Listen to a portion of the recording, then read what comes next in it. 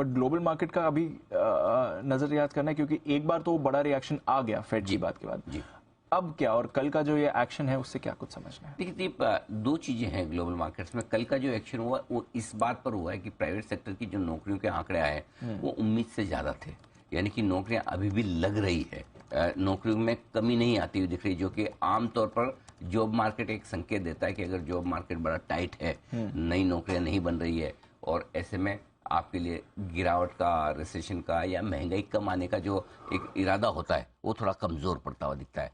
और इसी के दम पर अमेरिकी बाजार उतार चढ़ाव दिखाकर हल्के नुकसान के साथ आप डाउ पर बंद हुए, हल्के फायदे के साथ नेस्डेक पर बंद हुए।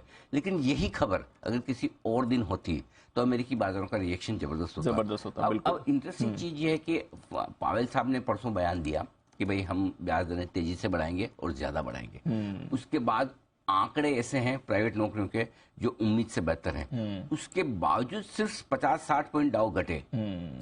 करेक्ट। तो इसका मतलब ये है कि अमेरिकी बाजार भी अब कहीं न कहीं इस डर को पचाने की कोशिश कर रहे हैं। लेकिन मेरा ये समझना है कि अब से लेकर 22 मार्च तक जब फेड की मीटिंग होगी और फेड की मीटिंग में पावेल साहब का एक्शन भी होगा और उस एक्शन पर बाद में कमेंट्री, इन सबको देखते हुए वो क्या कुछ कहते हैं, तब तक अमेरिकी बाजार सीमित दायरे में उतार चढ़ाव दिखाएंगे।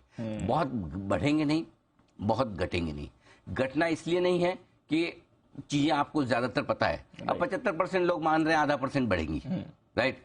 अब कहने के लिए हम कह भी दे रही है कि आधा % वापस बढ़ाना, 1/4% से आप आधा % की रेंज में जा रहे हो, ये ठीक बात नहीं है, राइट। इसका मतलब आपका असेसमेंट पहले गलत था। बात तो सही है, गलत था, लेकिन बाजार उसको डाइजेस्ट कर रहे हैं। अब अगर 75% लोगों ने मान ही लिया कि आधा % बढ़नी, तो फिर बाजार को पता है। तो जो चीजें बाजार को पता है उसका रिएक्शन या तो नहीं आता है या बहुत कम आता है। सो हम अमेरिकी बाजार भी इस बात के लिए तैयार हो रहे हैं कि आधा % बढ़ भी गई तो क्या अब हमें पता तो है ना, पता तो है। सो इसलिए गिरावट आपकी सीमित है। बढ़ने के लिए तो कारण आपके पास अभी है नहीं, क्योंकि पावेल साहब ने डरा रखा है। आधा % की तलवार आपकी लटकी पड़ी है और डेटा आपके इतने मजबूत आ रहे हैं अभी भी। सोचो इतने समय से ब्याज दरें बढ़ाने के बावजूद अमेरिका में आप सोचो अगर ये ब्याज दरें नहीं बढ़ाई और ये महंगाई इस लेवल पर नहीं होती तो क्या ग्रोथ आ सकती थी। बिल्कुल सर। एक बढ़िया ग्रोथ का समय जो अमेरिका में दुनिया में बन सकता था पोस्ट कोविड, वो मिस हो गया इस महंगाई की वजह से। कि महंगाई अनाप शनाप, और मिस इसी वजह से हुआ कि महंगाई का ट्रिगर रशिया यूक्रेन के युद्ध से आया था।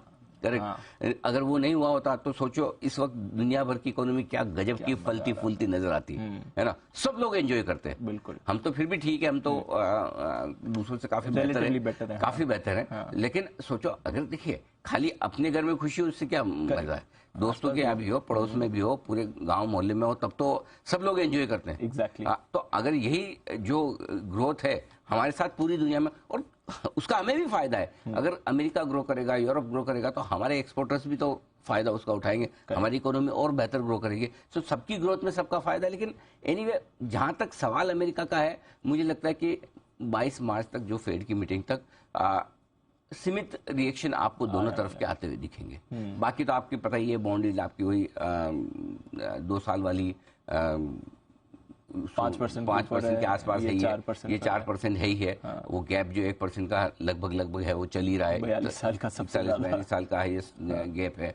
और उसके अलावा डॉलर इंडेक्स 105-50 के आसपास है। सो बाकी डेटा में कोई खास परिवर्तन है नहीं। पूरी तरह से अमेरिकी बाजारों का रिएक्शन सिर्फ और सिर्फ ब्याज दरों पर है, सिर्फ और सिर्फ महंगाई के आंकड़ों पर है, और उससे जुड़े हुए जो भी इकोनॉमिक डेटा आते हैं उस पर है। अब जो अगला बड़ा डेटा है, ये तो डेटा आपका प्राइवेट सेक्टर की नौकरियों का आ गया। अब कल देर रात वहां पर ओवरऑल जॉब डेटा आएंगे, जिसको आप नॉन फार्म पेरोल डेटा कहते हैं। यानी कि जो एक्चुअल नौकरियां ओवरऑल कितनी लग रही है, सब मिलाकर जो देखा जाएगा, और उसका असर हम सोमवार सुबह हमारे बाजारों पर देखेंगे और शुक्रवार यानी कि कल रात को अमेरिका पे दिखेगा। तो अब से लेकर 22 मार्च तक हम डेटा ड्रिवन रहेंगे। अमेरिका के हिसाब से अमेरिका डेटा ड्रिवन रहेगा। डेटा बहुत अच्छा आया तो हल्का झटका लगेगा, क्योंकि पावेल साहब को और दम मिल जाएगा। और तो कही रहते ना कि पावेल साहब की तो प्रॉब्लम ही यही है कि बोले जो मैं खराब बोलता हूँ वो तो मार्केट वाले सुनते ही नहीं है, नजरअंदाज कर जाते हैं मेरी स्पीच में से, अच्छी काम की चीज निकाल के तेजी कर लेते हैं। Correct sir. ये तो उनकी समस्या, मतलब समस्या क्या, उनकी शिकायत है ही है ना। मतलब मेरे में से जो पसंद आता वो निकाल लेते हो। अब क्या करें पावेल साहब, जब बुफे लगा होता है तो आदमी वही खाता है जो उसको पसंद आता है ना?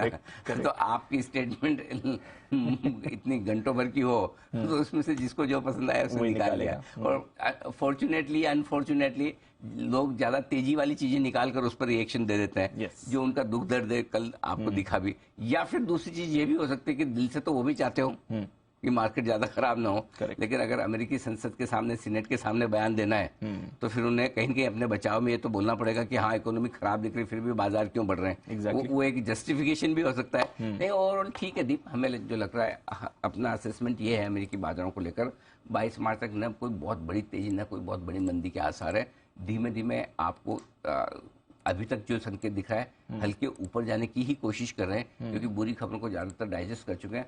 अब रिएक्शन उन्हीं खबरों पर आएगा जो आपको हमें पता नहीं, या फिर कोई ऐसा डेटा बड़ा आ गया तो दो चीजों पर अमेरिका का रिएक्शन होगा, डेटा और कोई खबर, और इन दोनों के बारे में अपने को अंदाजा नहीं है। हाँ, अदरवाइज ब्याज दरों को लेकर, बॉन्ड यील्ड्स को लेकर बाकी सब चीजें बाजार डिस्काउंट कर चुके हैं, अब एडजस्ट हो गए।